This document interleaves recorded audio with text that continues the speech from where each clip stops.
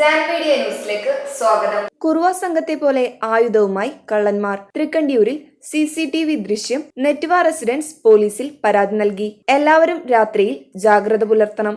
Tirur. North east Thrikkandiyur residence association പരിധിയിൽ ഇന്നലെ രാത്രി രണ്ടാളുകൾ മുഖംമൂടിയും മാരകായുധങ്ങളുമായി 4-5 വീടുകളിൽ കയറിയിറങ്ങുകയും മാധവൻ മാസ്റ്റർ, രാമകൃഷ്ണൻ, കോമളം എന്നിവരുടെ വീടുകളിലാണ് വന്നത് എങ്കിൽ കോരോത്തിൽ ഹംസക്കുട്ടി എന്ന് പറയുന്ന ആളുടെ വീടിന്റെ ഗ്രില്ല് പൊട്ടിക്കുകയും അകത്ത് കടക്കുകയും കുട്ടികളുടെ സ്കൂൾ ബാഗിൽ നിന്ന് കുറച്ച് പൈസ എടുക്കുകയും ചെയ്തു.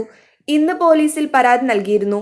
തൃക്കണ്ടിയൂർ നിവാസികളോട് രാത്രികാലങ്ങളിൽ ജാഗ്രത പുലർത്താൻ പോലീസ് ആവശ്യപ്പെട്ടു. രാത്രി 12 മണിക്കും പുലർച്ചെ 4 മണിക്കും ഇടക്കാണ് കുറുവ സംഘം എന്ന് സംശയിക്കുന്ന സംഘം വീടുകളിലും മറ്റും കയറി ജീവനും സ്വത്തിനും ഭീഷണിയാകുന്നതും ഭീതിയിലാക്കുന്നതും പോലീസിനോട് രാത്രികാല ബീറ്റിംഗ് തൃക്കണ്ടിയൂർ നെറ്റ്വ റെസിഡൻസ് അസോസിയേഷൻ ആവശ്യപ്പെട്ടു.